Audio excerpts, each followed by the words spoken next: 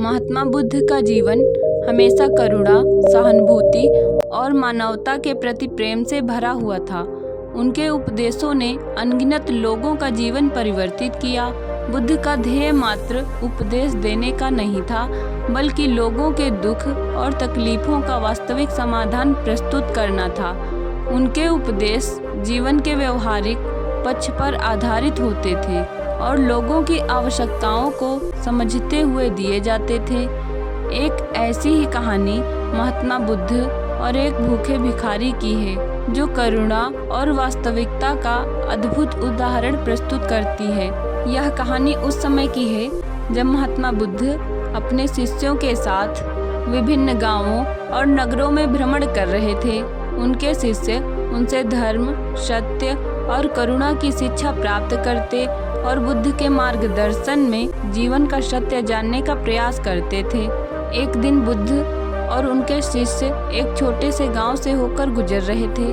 गांव के एक कोने में एक सड़क किनारे एक भिखारी पड़ा था। उसका शरीर दुर्बल था, कपड़े फटे हुए थे और वह बहुत कमजोर दिख रहा था। उसकी हालत देखकर साफ पता चल रहा था कि वह कई दिनों से भूखा है। महात्मा बुद्ध का एक प्रमुख शिष्य आनंद, जो हमेशा बुद्ध के साथ रहता था, उसने उस भिखारी को देखा और तुरंत बुद्ध के पास जाकर कहा, भगवान, वहाँ एक भिखारी पड़ा हुआ है। वह बहुत दुर्बल और कमजोर दिख रहा है।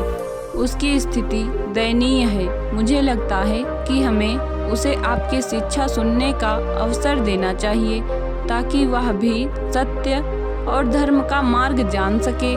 बुद्ध और उनके शिष्य उस भिखारी के पास पहुँचे। जब वे वहां पहुँचे तो भिखारी की स्थिति और भी गंभीर नजर आई। उसका शरीर कंकाल की तरह हो गया था और उसकी आंखों में जीवन की कोई चमक नहीं थी। वह इतनी कमजोरी में था कि ठीक से बैठ भी नहीं पा रहा था। आनंद ने सोचा कि महात्मा बुद्ध अब उसे धर्म और सत्य के बारे में उपदेश देंगे, ताकि वह अपने जीवन का अर्थ समझ सके। लेकिन बुद्ध ने कुछ और ही सोचा हुआ था। उन्होंने अपने शिष्य से कहा, पहले इस भिखारी के लिए भोजन का प्रबंध करो। शिष्य थोड़े हैरान हुए, लेकिन उन्होंने सोचा था कि बुद्ध उसे उपदेश देंगे। लेकिन बुद्ध ने सबसे पहले उसके भोजन के बारे में पूछा।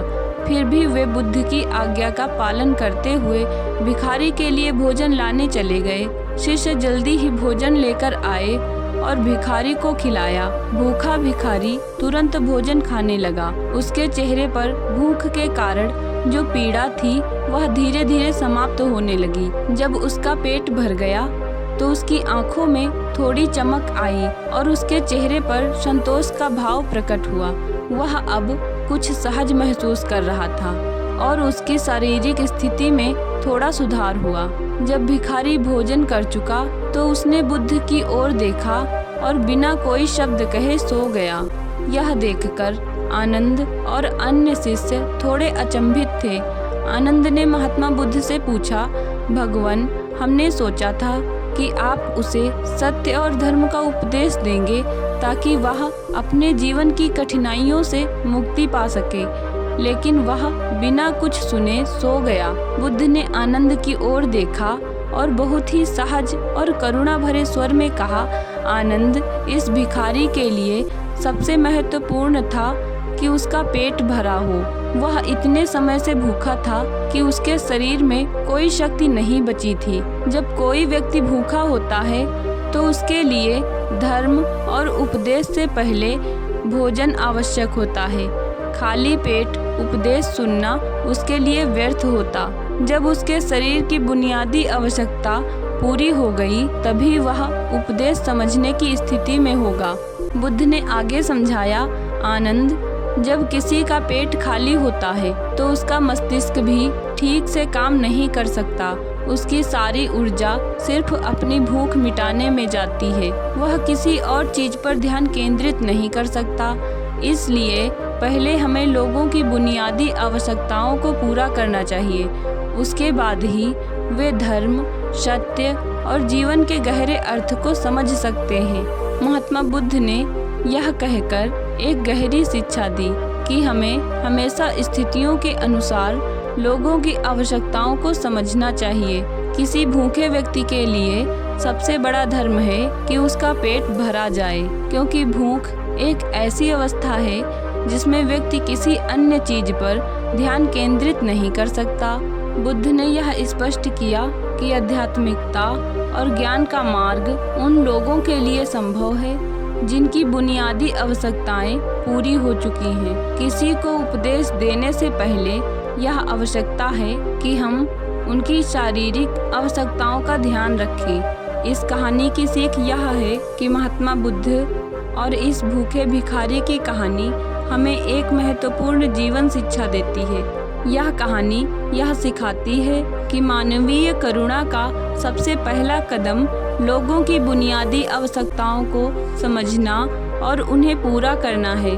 जब किसी व्यक्ति की प्राथमिक ज़रूरतें जैसे भोजन, पानी और आश्रय पूरी हो जाती हैं, तभी वह व्यक्ति मानसिक और आध्यात्मिक विकास की दिशा में कदम बढ़ा सकता है। इसके साथ ही यह कहानी यह भी बताती है कि हमें लोगों की स्थिति और उनकी ज़रूरतों के प्रति संवेदनशील रहना चाहिए। हमें यह समझना चाहिए कि हर व्यक्ति की स्थिति अलग होती है और हमें उनकी आवश्यकताओं के आधार पर ही उनकी मदद करनी चाहिए। भूखे व्यक्ति को धर्म की नहीं बल्कि भोजन की आवश्यकता होती है। इसी प्रकार जब हम किसी की मदद करने के लिए सोचते हैं तो सबसे पहले उसकी सबसे आवश्यक ज़रूरतों को पूरा करना चाहिए। महात्मा बुद्ध की यह कहानी करुणा, संवेदनशीलता और व्यवहारिकता का एक अद्वितीय उदाहरण है। यह हमें सिखाती है कि हमें दूसरों की मदद करने के लिए सबसे पहले उनकी आवश्यकताओं को समझना चाहिए।